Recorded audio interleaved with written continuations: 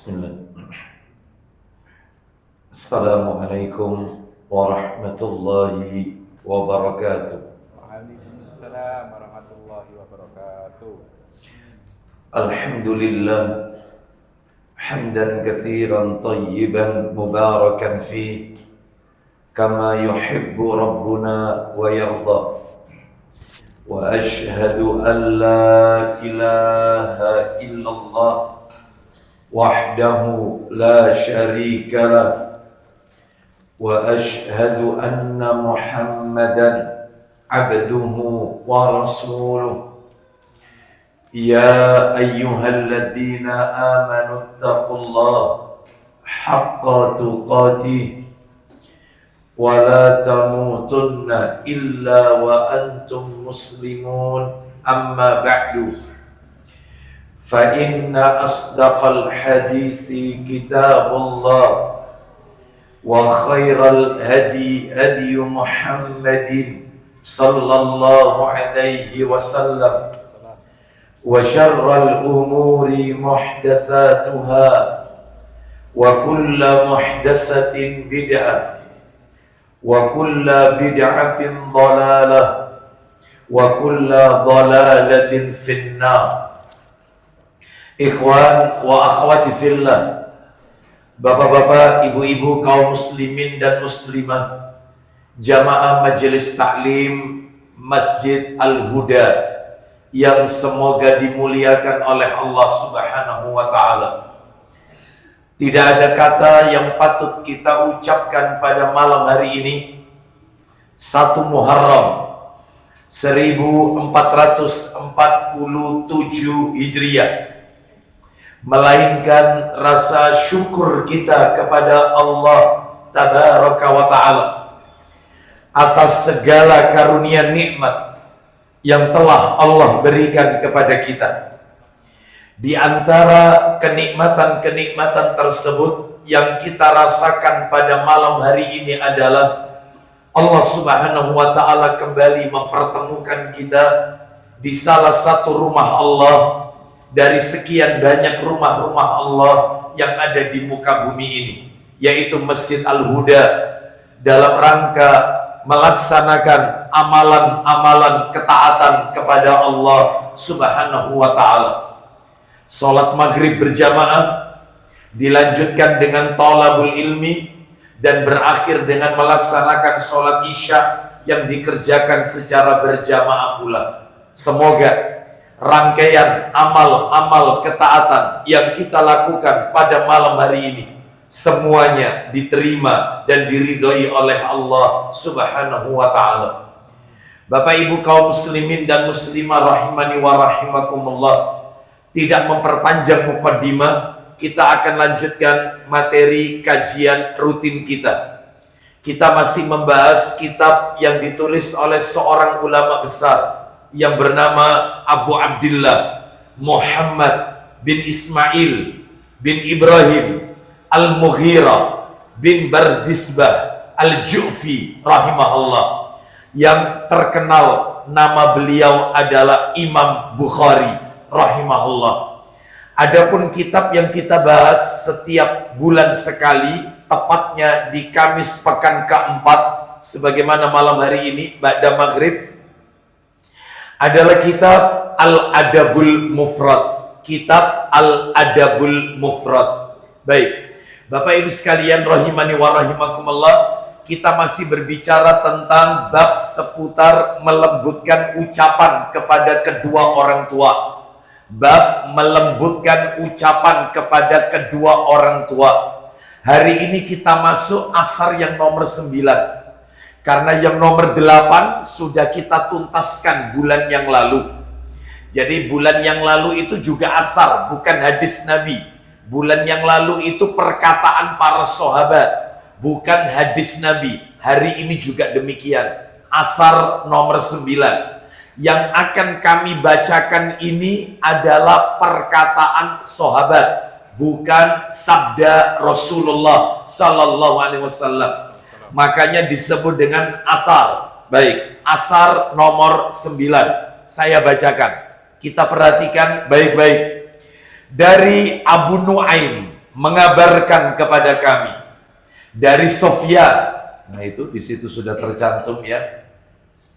Kita langsung terjemahkan saja. Dari Abu Nuaim mengabarkan kepada kami dari Sufyan, dari Hisham bin Abu Abdillah, yaitu Urwah. Yang dimaksud Urwah di sini adalah maksudnya adalah Urwah bin Zubair bin Al-Awwam bin Khuwailid radhiyallahu an. Ia berkata, ini tambahan dari saya. Kalau dari kitab aslinya hanya disebut yaitu dari Urwah, itu saja ya. Maka Urwah ini Urwah siapa? Urwah ini adalah Urwah bin Zubair bin Al-Awwam bin Khuwailid radhiyallahu an. Ia berkata, saya bacakan. An Urwah an abihi qala. Dia yang terakhir, yang di blok yang terakhir. An Urwah an abihi. Nah, itu ya. Radhiyallahu an. Qala, dari Urwah, dari bapaknya. Berarti bapaknya Urwah. Siapa tadi bapaknya Urwah? Zubair bin Al-Awwam bin Khuwailid. Ia berkata ketika menafsirkan ayat. Nah, itu ayatnya. Di situ disebutkan waqfid lahuma janahadzulli minar rahmah. Yang artinya, nah, ini artinya. Bapak Ibu kalau pengen tahu arti yang ada di depan terjemahan Departemen Agama, itu begini artinya. Ketika menafsirkan surat Al-Isra ayat 24, Al-Isra ayat 24, waqfid lahuma janahadzulli minar rahmah. Itu arti terjemahan depaknya adalah dan rendahkanlah dirimu terhadap keduanya dengan penuh kesayangan. Rendahkanlah dirimu terhadap keduanya dengan penuh kesayangan. Kita lanjutkan. Qala. Nah, kita lanjutkan lagi. Asarnya tadi. Qala. La tamtani' min syai'in ahabbahu. La tamtani' min syai'in ahabbahu. Artinya, lalu berkata, jadi ayahnya Urwah menafsirkan ayat ini, maksudnya adalah janganlah engkau menahan sesuatu yang diinginkan oleh orang tuamu. Maksudnya apa? Jangan pernah tidak memenuhi keinginan kedua orang tuamu. Jangan sampai. Jangan pernah tidak memenuhi keinginan kedua orang tuamu. Jadi apa yang diminta oleh orang tua penuhi. Itu maknanya ayat waqfid lahuma janahadzulli minar rahmah. Ini yang dikatakan oleh sahabat siapa? Zubair, ayahnya Umair. Zubair bin Al-Awwam bin Khuwailid radhiyallahu an.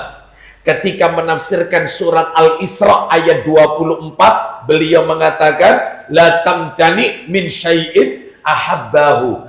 Jangan pernah tidak memenuhi keinginan kedua orang tuamu. Jadi yang diminta oleh orang tua kita penuhi selagi dia masih hidup. Penuhi.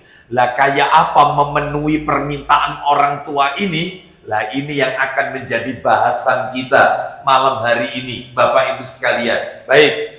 Berdasarkan asar yang ke-9 ini, Bapak Ibu, asar ke-9 dalam kitab Adabul Mufrad ini mengandung 3 pelajaran. 3 pelajaran. Yang panjang nanti, yang nomor 3 nanti, yang panjang. Mengandung 3 pelajaran. Apa itu? 1. Yang pertama ini. Yang pertama adalah makna yang benar, makna letterlek. Apa ya letterlek itu? Apa adanya, gitu ya. Letterlek ini tanpa interpretasi. Nah, itu namanya letterlek. Opo ono e. Nah, makna yang benar, makna yang letterlek. Arti yang letterlek. Surat Al-Isra ayat 24. Itu adalah, ini pelajaran pertama ya. Jadi kalau kita lihat itu ayatnya kan waqfid lahuma janahadzulli minar rahmah. Itu arti yang benar, letterlek loh ya, apa adanya. Itu begini artinya. Dan rendahkanlah kedua sayapmu. Loh kok kenapa bahas sayap? Memangnya manusia bersayap? Enggak, yang punya sayap cuma burung. Lalu kenapa ayatnya kok mengatakan sayap? Ini bahasa kiasan, Bapak Ibu sekalian. Makanya bahasa Quran itu cantik, Bapak Ibu. Bahasa Quran itu kelas tinggi. Iya, Quran itu bukan lughatul Arab, bukan. Tetapi Quran itu lisanul Arab. Di atas bahasa Arab, sastranya sastra kelas tinggi. Makanya nggak ada sampai sekarang per hari ini, nggak ada satupun orang yang bisa menandingi Al-Quran. Gaya bahasanya. Salah satunya ini. Kalau kita terjemahkan apa adanya loh ya, letterlek ini. Wafid lahuma janahad dhulli minar rahmah. Arti yang benar adalah, dan rendahkanlah kedua sayapmu kepada kedua orang tuamu dengan penuh kasih sayang. Kenapa Al-Quran kok bicara tentang rendahkan sayapmu? Memang manusia punya sayap, Pak Ustadz? Enggak. Yang punya sayap itu burung. Ayo kita terjemahkan sekarang. Apa kaitannya antara sayap burung dengan kita dalam ayat ini? Oh, sangat erat. Saya mau tanya sama panjenengan. Panjenengan kan tahu kan seekor burung, karena dia punya sayap. Makhluk ciptaan Allah, yaitu dari jenis hewan, yang punya sayap itu adalah burung. Ustadz, kenapa sih kok diterjemahkan sayap? Karena di sini ada kalimat janah. Bahasa Arabnya sayap itu al-janah. Al-janahu. Al-janahu itu artinya sayap. Sedangkan ayat Qur'annya wafid lahuma janahadzulli. Sayap. Ya, terus apa korelasinya dengan kita? Sayap burung dengan kita. Nah, begini, saya mau tanya, Pak, Bu, burung itu kalau mau terbang, itu sayapnya dikepakkan tinggi atau direndahkan? Ditinggikan. Itu kalau dia mau terbang tinggi, sayapnya ditinggikan. Baik. Ketika burung itu mau mendarat ke bawah, maka dia akan menurunkan sayapnya. Itu burung. Terus kaitannya ambil wong tua ini apa, Ustadz? Ayat ini kaitannya sama kita, disuruh lemah lembutkan dengan orang tua. Kaitannya adalah, maka kata para alim ulama bahwasannya rendahkanlah dirimu, itu maknanya ini.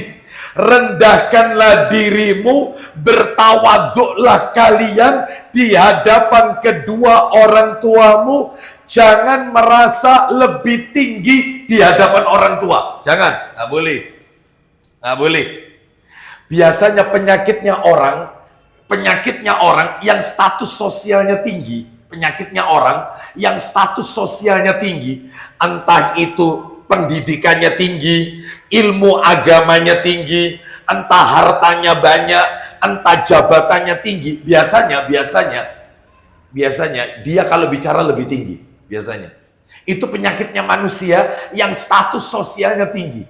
Makanya ketika berhadapan dengan orang tua, tinggalkan semua bentuk yang melekat pada kita. Jangan membawa bintang 5-mu di hadapan orang tua. Jangan membawa gelar S3 doktormu di hadapan orang tua. Meskipun orang tuamu sekolah rakyat, SR, itu pun tidak lulus. Sedangkan kau hafal Quran, punya pondok, bahkan S3, maka kau yang SR, orang tuamu yang S3. Rendahkan, sebagaimana kalau burung mau ke tempat yang ke bawah, itu direndahkan sayapnya. Ketika dia mau terbang, baru ditinggikan. Begitu ketemu orang tua, ini kita, bukan burung, kita rendahkan. Sebagaimana layaknya burung merendahkan sayapnya, kita tawadhu, rendahkan. Jangan membawa gelar sogemu di hadapan orang tua. Faham kira-kira? Nah, ini maknanya ayat itu. Makanya bahasanya pakai sayap. Tapi kalau terjemahan Depak, ya tidak diartikan sayap. Terjemahan Depak adalah ya seperti yang ada di layar itu. Rendahkanlah dirimu terhadap keduanya dengan penuh kasih sayang. Ya itu artinya. Tetapi kalau kita mau terjemah letterlock, ya, wafid lahuma janahadzulli minar rahmah. Artinya adalah dan rendahkanlah kedua sayapmu kepada kedua orang tuamu dengan penuh kasih sayang. Maksudnya bersikap tawadhu, merendahkan diri di hadapan orang tua. Nah, itu ya. Oleh karena itu Bapak Ibu, ini makna yang pertama.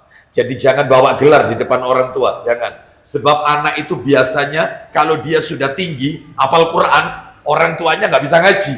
Anaknya pintar hafal Quran, hafid Quran, anaknya. Tajwidnya Masya Allah. Orang tuanya bahkan baca Quran aja nggak bisa. Dia merasa lebih tinggi. Sehingga terkadang kesannya itu memerintah. Atau kesannya ngatur orang tua. Ya. Atau kesannya menyalahkan orang tua. Istilah bu, Bapak Yus. Saya memang nggak ngerti ya Pak. Rendahkan. Nggak boleh. Jangan kau angkat suaramu di hadapan orang tua. Meskipun kau lebih pintar daripada mereka. Maka jadilah orang yang tawadhu di hadapan orang tua. Lah ini maknanya ayat yang pertama. Yang kedua, pelajaran yang nomor 2 adalah memenuhi keinginan orang tua yang selaras dengan syariat. Nah, itu yang paling penting kalimat terakhirnya tadi, yang selaras dengan syariat. Jadi kalau keinginannya orang tua yang apa yang dimau oleh orang tua bertabrakan dengan syariat, maka tidak perlu ditaati. Kita penuhi semua keinginannya, ya, tidak kita tolak selama selaras dengan syariat, selama tidak bertabrakan dengan Al-Quran dan Sunnah Nabi Sallallahu Alaihi Wasallam. Nah, sekarang saya jelaskan, Bapak Ibu sekalian. Mentaati orang tua, saya ulang ya, mentaati orang tua, mentaati suami, ini untuk ibu-ibu yang ada di bawah ini. Saya ulang, mentaati orang tua, mentaati suami, mentaati ustadz atau ustazah, guru kita, mentaati ulil amri, syaratnya 2. Hanya 2. Ada syaratnya. Yang nggak pakai syarat mentaati Allah dan Rasul. Biduni syarat. Nggak pakai syarat. Kasih syarat-syaratan. Sami'na wa ata'na. Allah dan Rasul. Selain Allah dan Rasul, suami, orang tua, ulil amri, ustadz, guru-guru kita, ada syaratnya. 2 syaratnya. Apakah syaratnya? 1. Syarat yang pertama. Syarat yang pertama adalah ketika mentaati selain Allah dan Rasulnya, yang pertama adalah hubbullahi wa rasulihi a'dham. Artinya mencintai Allah dan Rasulnya, ya, lebih besar daripada yang lain. Ya. Cinta kepada Allah dan Rasulnya itu yang harus paling besar. Mencintai Allah dan Rasulnya lebih dikedepankan, lebih diprioritaskan daripada yang lain. Allah dan Rasulnya didulukan. Nah, itu kalau panjenengan mencintai apa? Mohon maaf, mentaati orang tua, mentaati suami, mentaati ulil amri, mentaati guru-guru kita, maka Allah dan Rasulnya lebih dikedepankan. Jadi kalau misalnya perintah orang tua bertabrakan dengan perintah Allah dan Rasulnya, maka yang kita kedepankan Allah dan Rasulnya. Ya, seperti itu. Sebab banyak zaman sekarang ini yang mereka menduakan Allah dan Rasulnya, lebih mendahulukan ketaatan kepada makhluk selain Allah dan Rasulnya. Oh, banyak. Contohnya, ada seorang istri, sebelum tak kasih dalilnya ini, ada seorang istri, dia berkata, suami saya ini Ustadz menyuruh saya tahu itu yang dia perintahkan ini nggak benar ini. Syariat tidak pernah mengajarkan. Loh, memangnya kalau boleh tahu suami Anda ini menyuruh apa? Saya ini disuruh oleh suami saya kalau keluar rumah memakai wangi-wangian, ya, terutama kalau keluar sama dia, Ustadz. keluar sama suami saya, dia nggak seneng saya itu memakai jilbab yang lebar, apalagi bercadar. Kata suami saya, kau boleh pakai jilbab yang lebar, kau boleh keluar rumah tidak pakai parfum, kau boleh pakai cadar kalau taklim. Silakan. Tapi ketika kau keluar dengan aku, maka aku nggak mau kau tampilanmu seperti ini. Ya apa sih Ustaz? Dituruti apa enggak? Ini kalau enggak dituruti Ustaz, marah Ustaz. Ya. Maka daripada suami saya marah, terus dia nanti mulutnya itu nanti suka mencaci maki dan seterusnya, wes dalam hati saya, dosamu pendiri. Yang penting aku mentaati engkau. Salah Anda. Berarti Anda mencintai suami tidak karena Allah. Loh berarti maksudnya Pak Ustadz, Anda harus lebih mendahulukan Allah dan Rasulnya.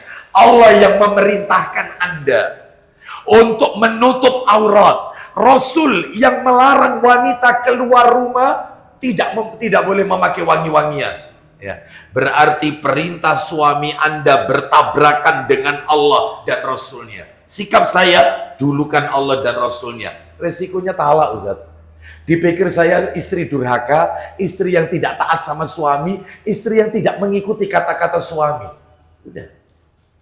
Anda wajib mendahulukan Allah dan Rasulnya. Apapun resikonya. Apapun itu resikonya. Nah ini ya. Sebab banyak zaman sekarang yang cara beribadah seperti Abu Thalib. Pamannya Nabi. Abu Thalib itu dia tidak mau mengikuti perkataan Nabi, mengucapkan kalimat la ilaha illallah. Anda tahu alasannya apa? Saat nazak sakaratul maut, kan dia berkata, riwayat Muslim itu. Apa kata Abu Thalib? Ya Muhammad, andai kata kalimat yang kau ucapkan kepadaku tadi, itu aku ucapkan, berarti dia tidak menyebut la ilaha illallah. Lalu aku tidak dimusuhi oleh masyarakat Quraisy, niscaya akan aku ucapkan di hadapanmu kalimat tersebut. Jadi dia ini tidak mau mengucapkan kalimat tauhid lantaran khawatir dikucilkan masyarakat Quraisy. Gak enak ambil uang. Nah ya ini. Makanya kalau ada orang cara beribadahnya, saya tahu Ustadz, saya tahu ini menyelisih sunnah, bahkan ini bid'ah Ustadz. Gak enak tapi Ustadz tonggo dewe Ustadz, saya diundang, ya mau ndak mau saya tetap hadir Ustadz. Ya ini cara beribadah kayak Abu Thalib.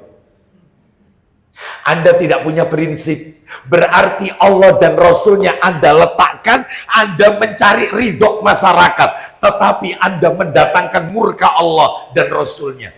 Apa tidak bisa Anda menolak undangannya sambil Anda katakan dengan kalimat yang baik, maaf Pak ya Bu ya, saya tidak bisa hadir acara panjenengan. Loh kenapa? Repot tak? Keluar kota? Enggak, saya di rumah kok. Dan alhamdulillah juga enggak ada uzur kerjaan atau apa. Loh kenapa kok enggak hadir wong di rumah? Enggak ada uzur. Saya sungkan sama Rasulullah Bu. Sungkan Pak.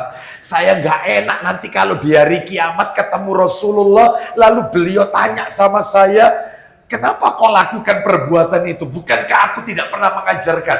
Apa yang harus saya jawab itu apa? Saya sungkan sama Rasulullah. Bisa nggak kita? Jawaban kita kayak gitu.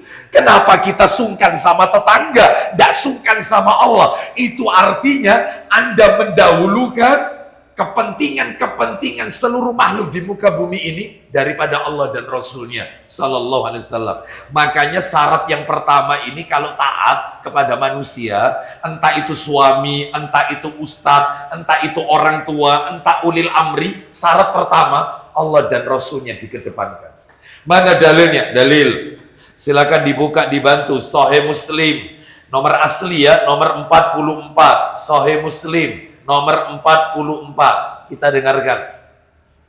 Sahih Muslim nomor 44. Kita dengarkan. Hadis riwayat Muslim nomor 44. Silakan. Atasnya 63 ya. 3. Ya, silakan. Dari Muhammad bin Ja'far radhiyallahu anhu, dia berkata, Ya.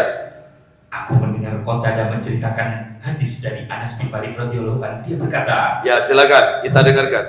Rasulullah sallallahu alaihi wasallam bersabda, Kita dengarkan ya, saya bacakan. Rasulullah sallallahu alaihi wasallam, beliau bersabda, la yu'minu ahadukum hatta akuna ahabba ilaihi min waladihi wa walidihi wan nasi ajma'in. Silakan.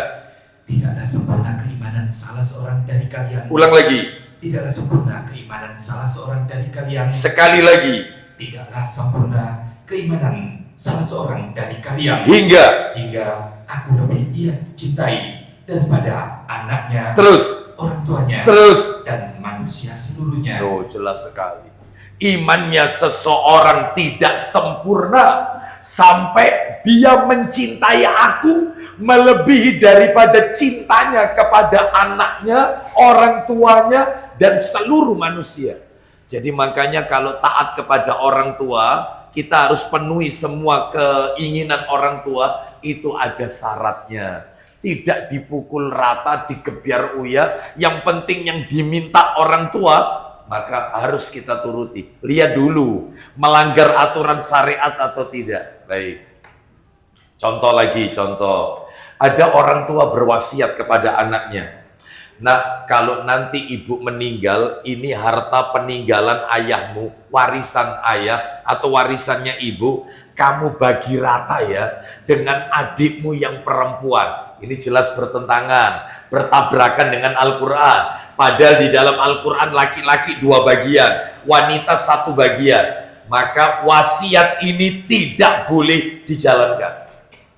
Karena jelas menyelisih syariat. Nah, seperti itu ya. Baik. Sekarang syarat nomor 2. Ya, kalau ingin mentaati suami, mentaati orang tua, mentaati ulil amri, ya. Lalu mentaati ustadz guru-guru kita, syarat kedua adalah innamat ta'atu fil ma'ruf. Artinya, sesungguhnya ketaatan itu hanya dalam perkara yang ma'ruf. Jadi kita boleh taat kalau perkaranya baik.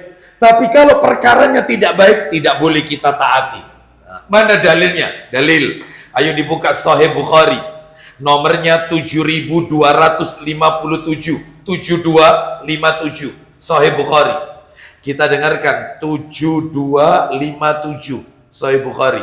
7257. Ya. Baca dari Ali bin Abi Thalib radhiyallahu an. Silakan. Dari Ali bin Abi Thalib radhiyallahu an bahwa Nabi sallallahu alaihi wasallam pernah mengutus pasukan dan mengangkat seseorang sebagai amir mereka. Terus amir tersebut kemudian menyalakan api dan memberi perintah, masuklah kalian ke api ini. Loh, bayangkan, Nabi mengutus pasukan ke medan perang. Nabi mengutus, ada seseorang diutus sebagai pemimpinnya. Lah si pemimpin ini menyalakan api unggun. Lalu menyuruh anak buahnya, masuklah kalian ke api itu. Lanjut, teruskan. Sebagian mereka ingin memasukinya. Terus. Dan sebagian lain berkata, bukankah kita sendiri ingin melarikan diri dari api neraka? Teruskan, lanjut. Akhirnya mereka melaporkan kasus tersebut kepada Nabi Shallallahu Alaihi Wasallam. Nah, kata sebagian ada yang pengen masuk. Katanya kita disuruh taat sama pemimpin. Yang sebagian yang lain, loh, lawang kita ini disuruh melarikan diri dari api neraka, jangan sampai masuk neraka. Lah kok dia malah nyuruh kita masuk ke api unggun ini? Wes gak bener ini. Maka lapor kepada Rasul. Apa kata Nabi? Lanjut. Dan beliau bersabda kepada, nah, ini mulai, silakan. Ayo. Dan beliau bersabda kepada mereka Ya. yang ingin memasukinya. Nah, silakan. Apa kata Nabi kepada mereka yang ingin memasuki api tersebut? Apa sabda Nabi? Kalau mereka memasukinya, niscaya mereka tetap dalam api itu hingga kiamat tiba. Kalau mereka nekat masuk ke dalam api itu, mentaati seruan pemimpin itu, maka mereka berada di dalam api itu sampai hari kiamat. Lanjut, teruskan. Dan beliau berkata kepada sebagian yang lain. Nah, Nabi berkata kepada sebagian yang lain. Apa kata Nabi? La ta'ata fi maksiatin, innama ta'atu fil ma'ruf. Silakan. Sama sekali tidak ada ketaatan dalam kemaksiatan. Ulang lagi. sama sekali tidak ada ketaatan dalam kemaksiatan. Ketaatan itu dalam kebaikan. ya lihat dulu yang diperintahkan orang tua apa. Orang tua menyuruh anaknya berbuat syirik, ya nggak usah dituruti lah. Karena harus ada syaratnya mentaati selain Allah dan Rasul. Yang nggak pakai syarat itu mentaati Allah dan Rasul. Itu nggak pakai syarat-syaratan. Sami'na wa ata'na. Tapi kalau ingin mentaati orang tua, mentaati suami, mentaati guru, mentaati ulil amri, maka dalam hal ini harus ada syaratnya. Syaratnya selama perintahnya baik, ikuti. Ya, baik. Sekarang kita lanjutkan yang nomor 3. Pelajaran terakhir. Lah yang panjang yang nomor 3 ini. Pelajaran nomor 3 ini. Apa yang ketiga ini? Yang ketiga ini adalah ada 5 hal. 5 hal. Ada 5 hal yang jika kita lakukan terhadap orang tua kita, 5 hal yang jika kita lakukan terhadap orang tua kita, maka kita tidak termasuk durhaka kepada orang tua. Nggak masuk kategori durhaka. 5 hal yang jika kita lakukan 5 hal ini kepada orang tua kita, maka kita sebagai anak tidak masuk kategori anak durhaka. Nggak masuk. Tidak masuk ukukul walidain, durhaka kepada orang tua. 5 hal. Menurut orang kita masuk kategori anak durhaka. Tapi menurut Allah dan Rasulnya kita nggak masuk durhaka. Apa Ustadz 5 hal itu? Yang A. Saya buat A, B, C, D, E ya. Supaya enak belajarnya. Karena ini pelajaran nomor 3. Yang A adalah tidak mentaati orang tua ketika diperintah untuk maksiat. Nggak taat. Tidak mentaati orang tua ketika diperintah untuk maksiat. Atau diperintah untuk melakukan perbuatan yang diharamkan oleh Allah Azza wa Jalla. Kita nggak ikuti. Kita nggak dosa. Ya. Meskipun orang tuanya murka. Kan berarti gak nurut sampai bapak. Kon kepingin jadi anak durhaka. Apa? Gak durhaka. Contohnya kayak apa Ustadz? Tak kasih dalil dulu, nanti baru contohnya. Saya ulang ya, 5 hal yang kita sebagai anak, kita lakukan kepada orang tua kita, maka kita tidak tercatat di sisi Allah anak durhaka. Apa saja? Yang A, tidak mentaati orang tua ketika orang tua memerintahkan kita untuk maksiat atau melakukan perbuatan yang Allah haramkan. Dalilnya surat 31 ayat 15. Surat 31-nya dibuka. Surat 31 itu surat apa? Luqman. Ayatnya ayat 15. Kita dengarkan murotalnya ya. Quran surat nomor 31 Luqman ayatnya ayat 15. Luqman ayat 15. Allah Ta'ala berfirman, وَإِنْ جَاهَدَاكَ عَلَىٰ أَنْ تُشْرِكَ بِي مَا لَيْسَ لَكَ بِهِ عِلْمٌ فَلَا تُطِعْهُمَا وَصَاحِبْهُمَا فِي الدُّنْيَا مَعْرُوفًا وَاتَّبِعْ سَبِيلَ مَنْ أَنَابَ إِلَيَّ ثُمَّ إِلَيَّ مَرْجِعُكُمْ فَأُنَبِّئُكُم بِمَا كُنتُمْ تَعْمَلُونَ. Ya, silakan. Dan jika keduanya memaksamu untuk menyekutukan aku, Keduanya, orang tuanya memerintahkan anaknya untuk berbuat syirik. Lanjut. dengan sesuatu yang engkau tidak mempunyai ilmu tentang itu, Maka perintah Allah, maka janganlah engkau mentaati keduanya. jangan dituruti, jangan ditaati. Karena perintahnya jelas, maksiat. Lanjut, teruskan. Dan pergaulilah keduanya di dunia dengan baik. Meskipun kita tidak mengikuti permintaannya, tapi tetap kita menjalin perbuatan berbuat baik kepada orang tua. Pergauli orang tua kita dengan cara yang baik. Teruskan. Dan ikutilah jalan orang yang kembali kepadaku, kemudian hanya kepadaku tempat kembalimu, maka akan aku beritahukan kepadamu apa yang telah kamu kerjakan. Nah, jelas sekali Bapak Ibu sekalian ya. Baik. Bapak Ibu sekalian, ayat ini turun, itu ada kronologisnya. Bapak Ibu ingin tahu, ayat ini turun ada asbabun nuzulnya. Apa asbabun nuzulnya? Saya bacakan Bapak Ibu. Disebutkan di dalam tafsir Ibnu Katsir. Ayat ini turun ada sebabnya. Begini. Dikisahkan dari sahabat Sa'ad bin Abi Waqqas radhiyallahu anhu. Ya. Ummu Sa'ad, ibunya Sa'ad berarti ibunya Sa'ad bin Abi Waqqas bersumpah, ibunya Sa'ad bersumpah tidak akan berbicara kepada anaknya dan tidak akan makan, tidak akan minum karena menginginkan anaknya Sa'ad murtad dari Islam. Jadi ibunya tidak ridho anaknya masuk Islam. Ibunya ngasih ancaman, kalau kamu tidak keluar Islam, ibu tidak mau ngomong, tidak mau makan, tidak mau minum. Mogok makan, mogok minum. Ya. Lalu kemudian apa yang terjadi? Ummu Sa'ad tahu. Dia tahu, ibunya Sa'ad bin Abi Waqqas tahu bahwasanya Allah menyuruh seorang anak berbuat baik kepada kedua orang tuanya. Jadi si ibu ini tahu kalau agama yang dianut oleh Sa'ad putranya itu mengajarkan untuk berbuat baik kepada orang tuanya. Lah rupanya sama ibunya itu dimanfaatkan, dipeati nih anak ini. Ya, ya. Islam kan agama yang kau anut kan ngajarkan supaya nurut sama orang tua, berbuat baik. Sekarang kau harus nurut sama ibu. Kurang lebih bahasanya kayak gini, kurang lebih. Kau harus keluar. Kalau tidak, ibu nggak mau ngomong, nggak mau makan, nggak mau minum.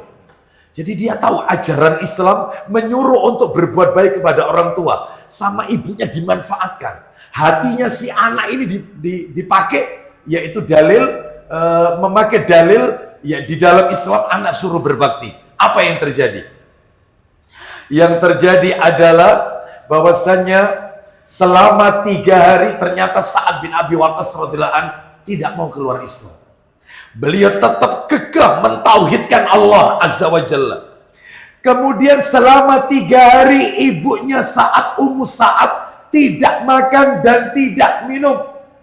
Beliau tetap memerintahkan Sa'ad untuk kufur.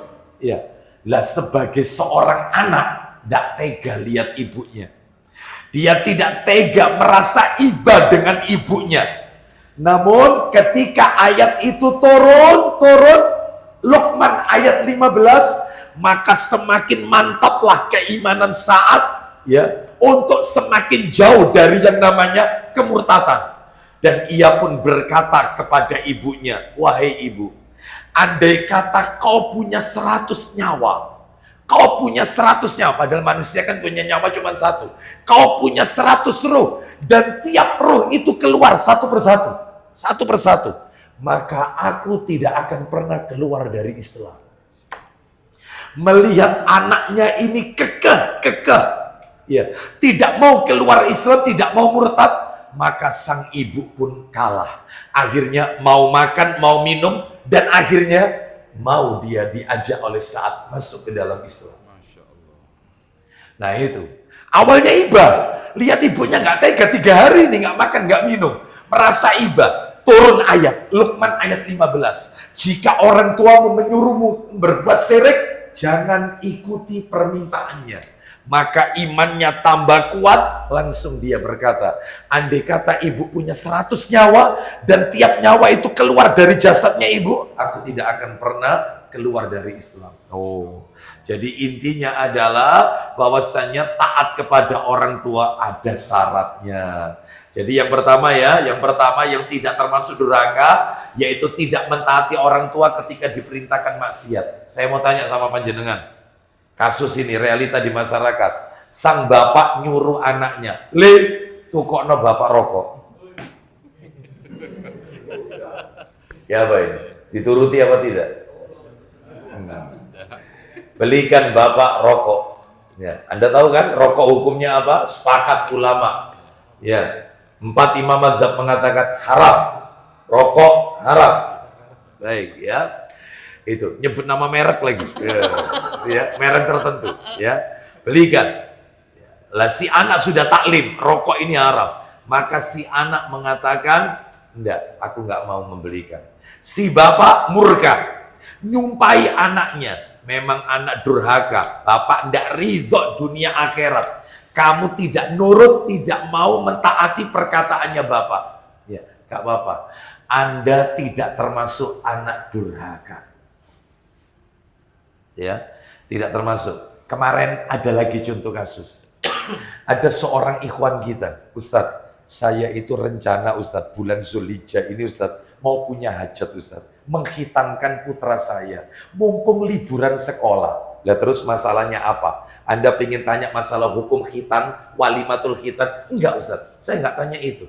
Kalau masalah walimatul khitan, maka ulama beda pendapat. Saya lebih memilih pendapat yang mengatakan, gak apa-apa kita lakukan walimah mengikuti uruf kebiasaan masyarakat. Sekalipun mungkin ini tidak ada contoh dari Nabi, tapi ulama mengatakan boleh. Baik, nah terus masalahnya apa? Masalahnya Ustadz, masalahnya adalah semua biaya pengeluaran itu dihandle oleh ayah saya.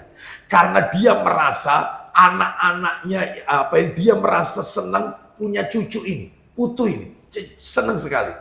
Wes kan gak usah mikir, nanti untuk makannya semuanya, undangannya, nyewa teropnya semua, bapak. Ya ternyata bapak ini Ustaz tanpa saya sadari, nyumbang dangdutan. Ketunggal. Bukan organ tunggal ini, ada biduan wanitanya. Itu.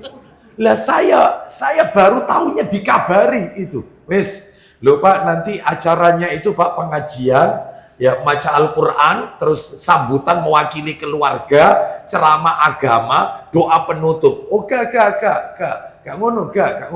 Jadi engkau ini, terus ada pembacaan sholawat, nanti kemudian ada terakhir setelah doa, hiburan untuk lah wis tak sewakno ambek bapak dangdutan. Lu, ya apa Ustaz? Jangan dihitan. Jangan ikuti. Jelas, karena antum iya kan berarti antum sedang melakukan ta'awanu alal ismi wal udwan. Yang namanya tolong menolong itu mestinya ta'awanu alal birri wa taqwa. Ini tidak tolong menolong dalam hal dosa dan maksiat. Wah, ini ancamannya akan rame ini Ustaz. Kalau tidak tak turuti apalagi gagal khitan. Ya, enggak apa-apa. Ya itu memang tantangannya dan disitulah ladang amalnya. Antum selama ini taklim, antum terapkan isi taklim itu. Sekarang waktunya. Antum nyatet tok taklim, gak diamal-amal no. Sekarang waktunya amalkan. Anda harus berhadapan dengan orang tua. Ayo. Sebagaimana Ibrahim alaihissalam berhadapan dengan bapaknya Azar. Betul tidak? Hadapan. Itu. Seperti itu.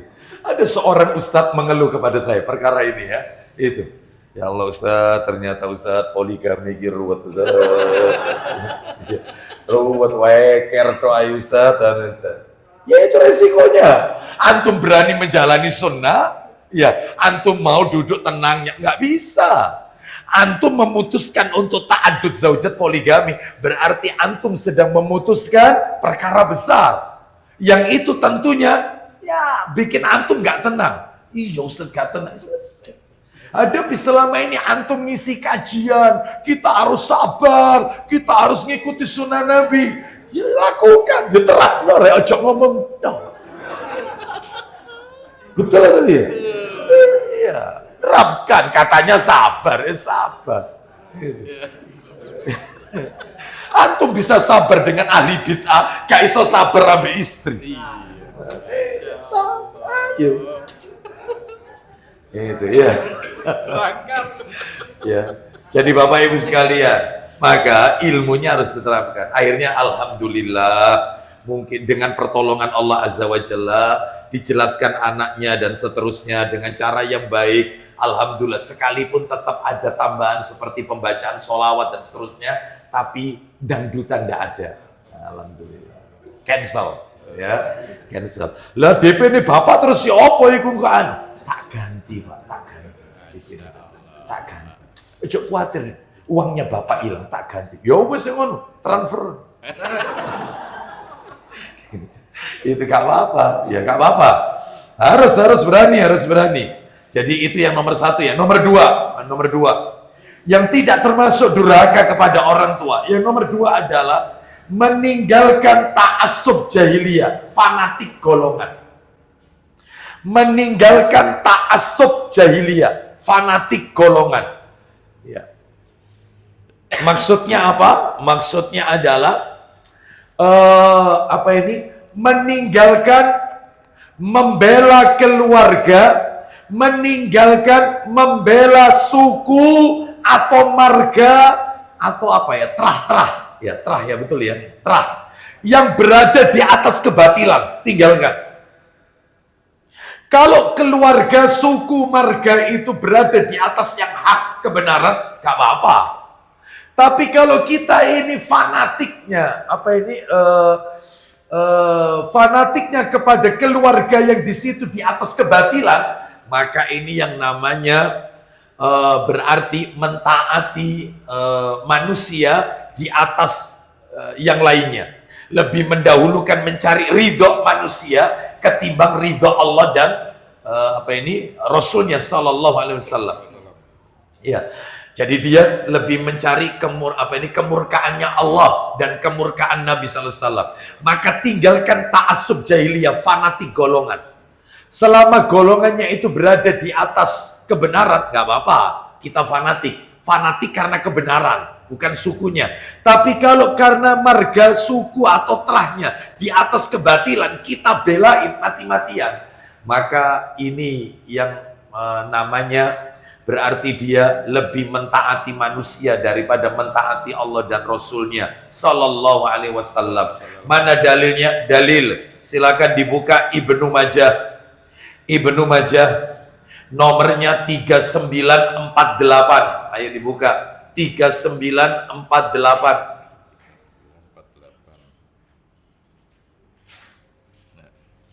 3948 Ibnu Majah, nomor asli ya. Silakan dibaca. Dari Abu Hurairah radhiyallahu anhu, dia berkata, Ya. Rasulullah sallallahu alaihi wasallam beliau bersabda. Nah, kita dengarkan. Rasulullah sallallahu alaihi wasallam bersabda, "Man qatala tahta rayatin immiyatin yad'u ila asabiyatin." Atau kama qala Nabi sallallahu alaihi wasallam. Silakan. Barang siapa berperang di bawah bendera kefanatikan. Ulang lagi. Barang siapa berperang di bawah bendera kefanatikan Atau menyeru. dan menyeru kepada fanatisme. Menyeru kepada fanatisme, fanatik. Lanjut. Atau marah karena fanatisme. Dia marah karena fanatik. Ya, terus. Maka matinya menyerupai mati jahiliyah. Matinya mati jahiliyah. Siapa, kata Nabi sallallahu alaihi wasallam, barang siapa yang berperang, membela kan berarti berperang di bawah bendera kefanatikan. Ini ya. Terus menyeru kepada fanatisme.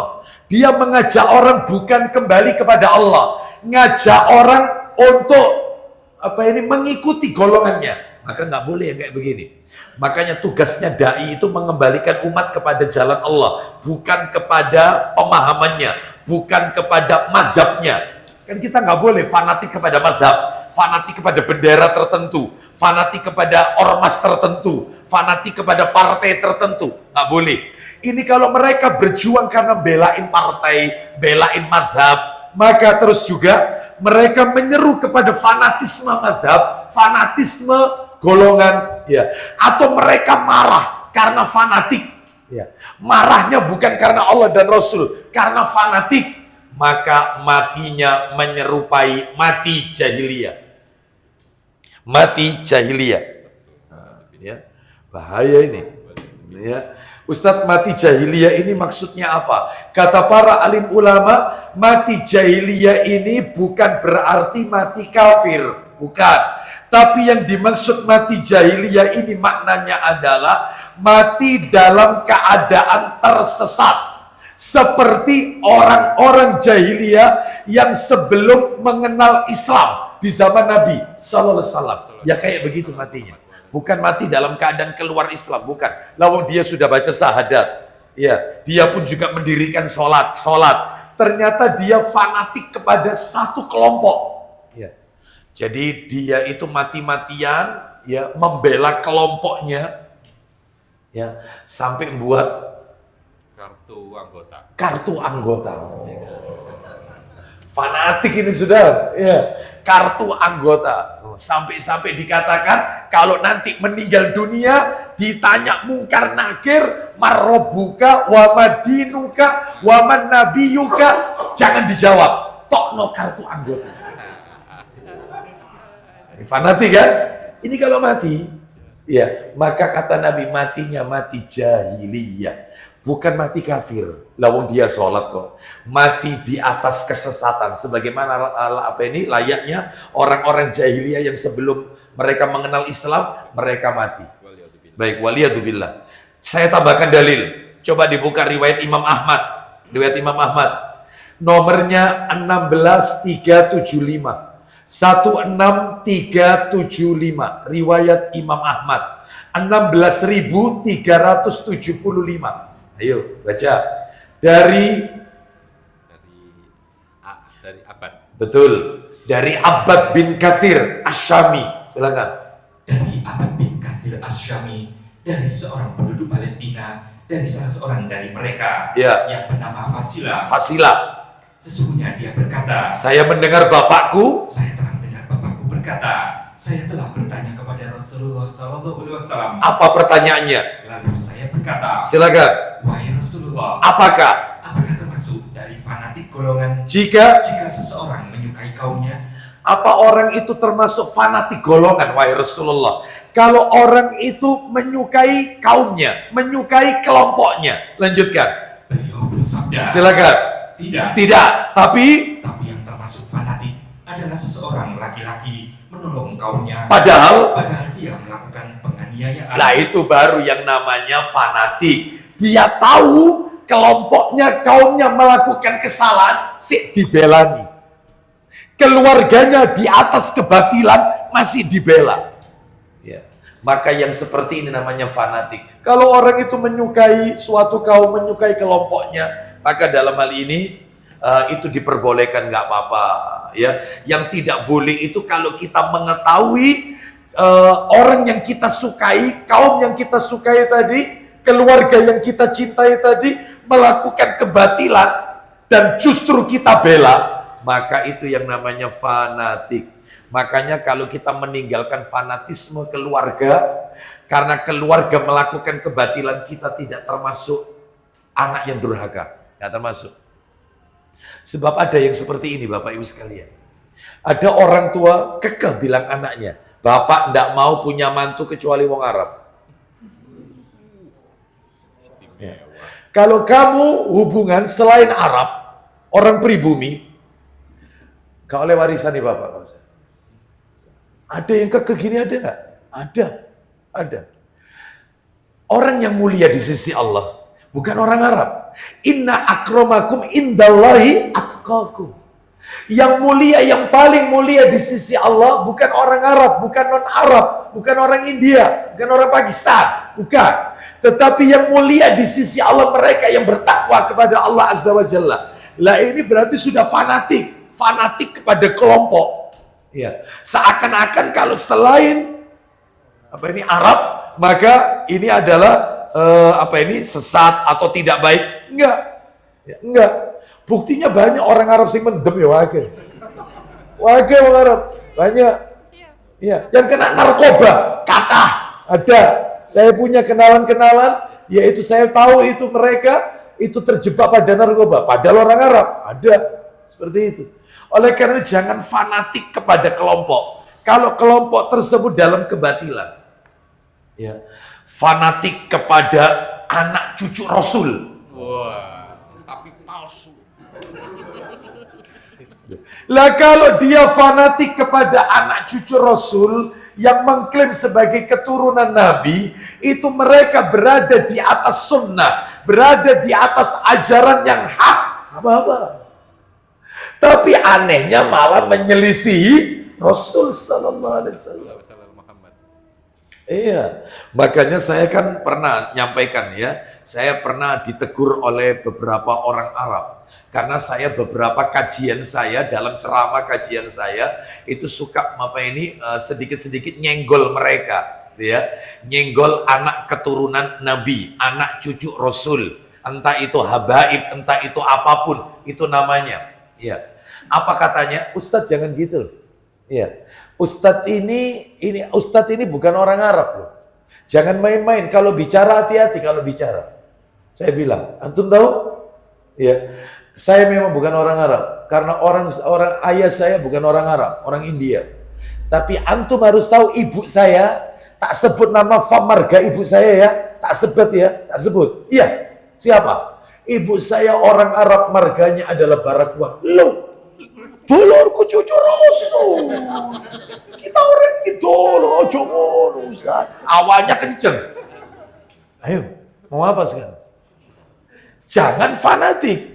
Ya, makanya ibu saya karena sudah ngaji ya, sudah Iya, saya bilang sama ibu saya, "Ma, ini aja berkelakar aja. Kira-kira nggak ngadakan kholat atau haram.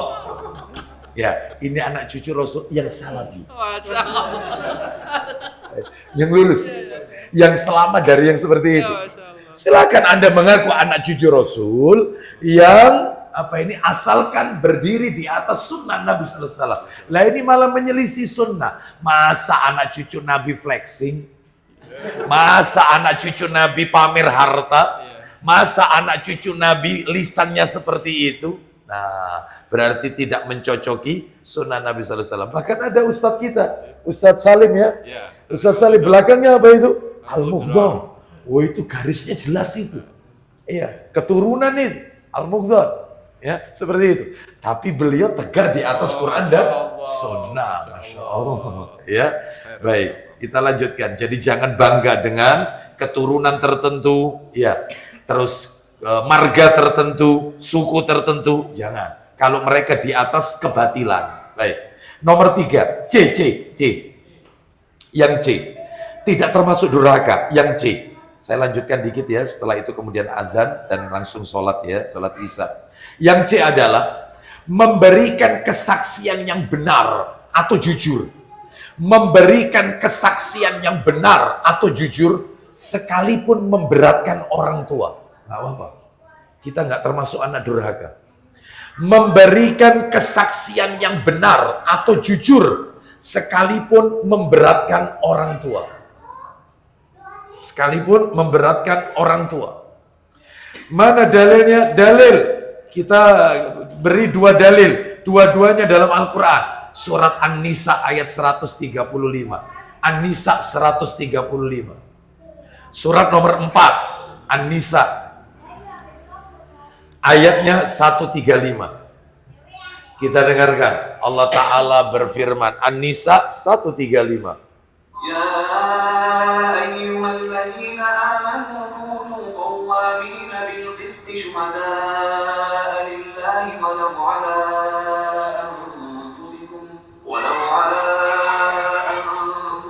أو الوالدين والأقربين إن يكن غنيا أو فقيرا فالله أولى بهما فلا تتبعوا الهوى أن تعدلوا وإن تلووا أو تعرضوا فإن الله كان بما تعملون خبيرا.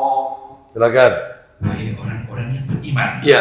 Jadilah kamu penegak keadilan. Kita disuruh adil, proporsional. Adil itu menempatkan sesuatu pada tempatnya. Lanjut. Menjadi saksi karena Allah. Walaupun terhadap dirimu sendiri atau terhadap ibu bapak dan kaum kerabatmu. Seperti itu. Harus berlaku adil. Lanjut. Jika dia yang terdakwa kaya ataupun miskin. Jadi yang tertuduh, yang terdakwa itu kaya atau miskin, maka Allah lebih tahu kemaslahatan kebaikannya. Maka janganlah kamu mengikuti hawa nafsu. Karena ingin menyimpang dari kebenaran. Nah, mungkin karena kaya sehingga dia lebih berpihak kepada keluarganya, atau mungkin karena miskin sehingga dia tidak mau membela keluarganya. Ini nggak boleh. Harus adil. Dan jika kamu memutarbalikkan kata-kata atau enggan menjadi saksi, maka ketahuilah Allah Maha mengetahui terhadap segala apa yang kamu kerjakan. Tambahkan lagi Al-Maidah ayat 8. Al-Maidah ayat 8. Surat nomor 5 Al-Maidah, ayatnya ayat 8. Allah Ta'ala berfirman, Ya ayyuhalladzina amanu لله شهداء بالقسط ولا يجرمنكم شنآن قوم على ألا تعدلوا اعدلوا هو أقرب للتقوى واتقوا الله إن الله خبير بما تعملون. Ya, silakan. Wahai orang-orang yang beriman, jadilah kamu sebagai penegak keadilan karena Allah Ketika menjadi saksi dengan adil, dan janganlah kebencianmu terhadap suatu kaum mendorong kamu untuk berlaku tidak adil. Berlaku adillah. Kenapa? Karena adil itu lebih dekat kepada takwa. Adil itu lebih dekat dengan takwa. Terus, Dan bertakwalah kepada Allah. Sungguh Allah Maha mengetahui terhadap apa yang kamu kerjakan. baik, sekarang kita lanjutkan. Makanya kita tidak boleh menzolimi, ya, karena zolim itu menempatkan sesuatu tidak pada tempatnya. Justru kita disuruh berlaku adil, sekalipun kepada keluarga kita. Ya, ketika seorang anak menjadi saksi misalnya atas tuduhan yang dijatuhkan kepada orang tuanya, maka wajib bagi seorang anak tetap jujur dalam bersaksi. Karena ketika persaksiannya justru memberatkan orang tua, hukuman itu memberatkan orang tua, maka anak itu tidak dianggap durhaka kepada orang tua. Mungkin orang tuanya akan berkata, kamu kok malah justru memperberat bapak, nak? Iya, justru bukan belain bapak, kok malah berkata jujur. Maka kamu pengen jadi anak durhaka, tak? Nah, maka enggak. Menurut Allah, kita anak tersebut bukan durhaka. Ya, bukan. Karena kita harus memberikan kesaksian dengan benar. Nomor D, yang D. Tidak mentaati orang tua ketika diperintahkan untuk menceraikan istri. Jangan dituruti. Jangan ditaati. Ya. Tidak mentaati orang tua ketika diperintahkan untuk menceraikan istri. Jangan ditaati. Loh, Ustadz, katanya pernah terjadi Umar bin Khattab radhiyallahu an menyuruh putranya Abdullah bin Umar radhiyallahu anhu menceraikan istrinya. Yang ternyata Abdullah bin Umar radhiyallahu anhu tidak mau menceraikan istrinya. Lalu kemudian bapaknya yaitu Umar bin Khattab laporkan kepada Nabi, wahai Rasulullah, putraku Abdullah bin Umar ya radhiyallahu anhu dia tidak mau menceraikan istrinya. Ya, dipanggil sama Nabi. Dia tidak taat kepadaku. Dipanggil, apa benar? Kau tidak mentaati orang tuamu? Benar, wahai Rasulullah. Memangnya apa yang diperintahkan? Menceraikan istriku. Kenapa tidak kau ceraikan? Karena aku masih cinta dengan istriku. Apa kata Nabi? Ceraikan istrimu. Penuhi permintaan, ikuti permintaan orang tua. Akhirnya istrinya diceraikan. Meskipun dia masih cinta. Lah terus kayak begini ya apa Ustaz? Berarti harus turuti? Enggak. Anda boleh menceraikan istri Anda atas permintaan orang tua kalau orang tua Anda level agamanya sudah seperti Umar bin Khattab. Masya Allah. Kalau apa? Kalau sudah seperti Umar bin Khattab, berarti boleh. Ya. Tapi kalau masih sholatnya masih kacau, ya, kadang-kadang masih bergelut dengan riba, kadang-kadang masih bohong, kadang-kadang masih melakukan kezaliman. Kewajiban yang Allah perintahkan masih banyak yang ditinggalkan. Masih sering buka aurat. Nggak bisa ditaati. Kalau sudah selevel kayak Umar, nggak apa-apa. Itu jadi nggak bisa. Ustadz, masalahnya orang tua ini Ustadz meminta saya menceraikan istri saya. Itu ternyata istri saya ini diketahui oleh orang tua saya melakukan pelanggaran-pelanggaran syariat. Misalnya selingkuh, ketahuan orang tua saya. Beda lagi itu. Beda. Ya. Kan ada orang tua itu meminta anak laki-lakinya menceraikan istrinya lantaran alasan yang tidak dibenarkan oleh syariatnya. Misalnya, gak bisa masak. Bojomu iki ya, kon kawin 3 tahun gak pinter-pinter masak masak. Wis tinggal lo akeh wong wedok kon ganteng. Wong lanang menang milih. Ada nggak orang tua model kayak gini? Ada. Tapi nggak di sini. Ini. Masalah nggak bisa masak, bisa kursus. Masalah nggak bisa, ya, bojomu kok gak ayu. Apa ini tiap hari lihat kok tambah belenak. Jangan, nggak boleh. Masalah kurang cantik, maka bisa. Ya, Kenapa? Ke salon. Iyalah, ya. Dia perawatan lah dan seterusnya bisa. Ini tidak dibenarkan oleh syariat yang seperti ini. Ya, baik. Kita lanjutkan. Jadi hati-hati ya, hati-hati. Jadi tidak semua perintah orang tua dilihat dulu. Ya, ini bertabrakan dengan syariat ataukah tidak? Mana dalilnya? Dalilnya adalah silakan dibuka Sahih Targhib wa Tarhib. Nomornya jilid 4, nomor 2487. 2487 dari Ibnu Umar radhiyallahu anhuma. 2487. 2487. Ya. 2487. 2487. Jilid 4 apa jilid 5 ya? Jilid 5, Ustaz. Oh, jilid 5, maaf. 2487 dari Ibnu Umar radhiyallahu anhuma. 2487, silakan. Dari Ibnu Umar radhiyallahu anhu dia menuturkan, Silakan. saya pernah mempunyai seorang istri yang saya cintai. Tuh, ini kan Ibnu Umar, Abdullah bin Umar radhiyallahu anhu. Saya punya istri yang sangat saya cintai. Terus, Sedangkan Umar tidak menyukainya. sedangkan bapakku Umar nggak suka sama istriku. Lanjut. Maka dia berkata kepadaku, Ya, ceraikanlah istrimu. ceraikan istrimu. Lanjut. Namun saya menolaknya. Saya menolak. Terus, Maka Umar datang kepada Rasulullah SAW, dilaporkan anaknya ke Rasulullah. Lanjut. lalu menyebutkan hal itu kepadanya. Lanjut. Maka Rasulullah SAW bersabda kepadaku, Ceraikan istrimu. Terus, ceraikanlah istrimu. ikuti bapakmu. Lanjut. Lanjut yang mana? Teruskan. Nggak ada, Ustaz. Oh, nggak ada. Nggak ada. Ya, akibatnya nanti itu ada itu lanjutannya. Akhirnya beliau menceraikan istrinya. Lah kalau yang seperti ini nggak apa-apa. Kenapa? Karena levelnya Umar bin Khattab. Apa kata Nabi? Andai kata setelah aku ada Nabi lagi. Andai kata setelah aku ada Nabi lagi. Itu riwayat Tirmidzi itu. Niscaya yang akan jadi Nabi Umar bin Khattab. Andai kata setelah aku ada Nabi lagi, Umar yang akan jadi Nabi.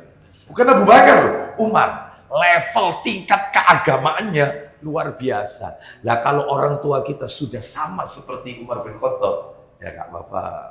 Ya, itu. Baik, kita lanjutkan. Lah ini orang tuanya masih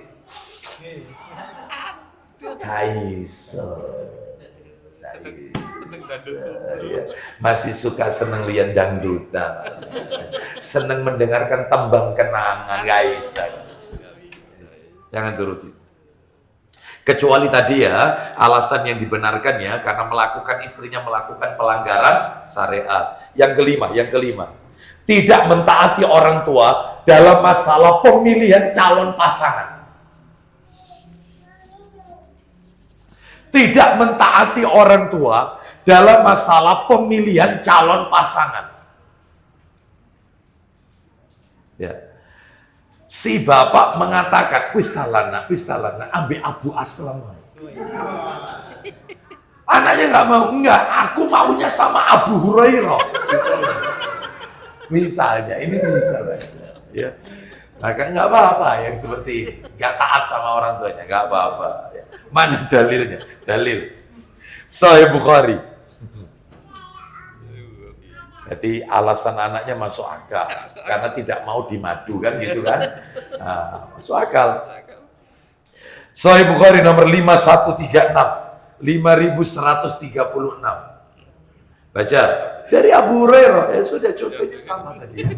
Dari Abu Hurairah radhiyallahu anhu. Silakan. Dari Abu Hurairah radhiyallahu anhu menceritakan kepada mereka bahwasanya Nabi SAW telah bersabda, Isinya, seorang janda tidak boleh dinikahi hingga dia dimintai pendapatnya. janda itu dimintai pendapatnya. Kau suka apa tidak? Sedangkan kalau gadis, Sedangkan gadis tidak boleh dinikahkan hingga dimintai izinnya. bagaimana beliau menjawab izinnya gadis itu gimana? Para sahabat bertanya, wahai Rasulullah, seperti apakah izinnya? Izinnya gadis, apa jawaban Nabi? Beliau menjawab, Bila iya, bila dia diam tidak berkata. nah, jadi kalau tawar orang tuanya, ya apa nak, setuju tak konduk, ya diam aja, berarti setuju. Ya itu diamnya. Tapi kalau janda tidak, ya apa kau setuju apa enggak sama ini? Ya, maka dia boleh menolak. Enggak, aku nggak setuju. Aku maunya sama si fulan. Ya, aku nggak mau sama itu. Nah, ya. Lah ketika menikah tapi harus tetap memakai wali, ya, wali nikah. Jadi kalau ada beredar di masyarakat janda itu boleh menikah sendiri, itu nggak benar. La nikaha illa biwali, tidak sah pernikahan kecuali dengan wali. Yang dimaksud janda di sini adalah yaitu mereka diberi pilihan. Silakan kau mau milih yang mana atau kau suka mana yang seperti itu. Tapi kalau gadis diminta izinnya. Setuju enggak lamaran ini? Ya. Kalau ayah tergantung kamu yang jalani. Serak apa enggak? Diem, mesem, ya berarti mau. Masya Allah. Ya, gitu ya. Wallahu a'lam wabishawab. Demikian apa yang bisa kami sampaikan. Berarti tuntas materi kita. Jika Allah takdirkan kita ketemu lagi, maka kita akan lanjutkan yang nomor 10 pada kajian berikutnya. Jadi nomor 9 ini tuntas, nanti PDF-nya akan kami share ya. Dan silakan Bapak Ibu minta kepada takmir Masjid Al-Huda. Baik, Bapak Ibu sekalian, saya cukupkan sampai di sini saja karena kondisi saya kurang fit. Maka mudah-mudahan Allah meridhai semua amal ibadah kita. Semoga ilmu yang kita pelajari pada malam hari ini menjadi ilmu yang manfaat. Kita tutup wassallallahu ala nabiyyina wa ala alihi washabihi wasallam. Subhanakallahumma wa bihamdika asyhadu an la ilaha illa anta astaghfiruka wa atubu ilaik. Wa akhiru da'wana anil hamdulillahi rabbil alamin. Assalamualaikum warahmatullahi wabarakatuh.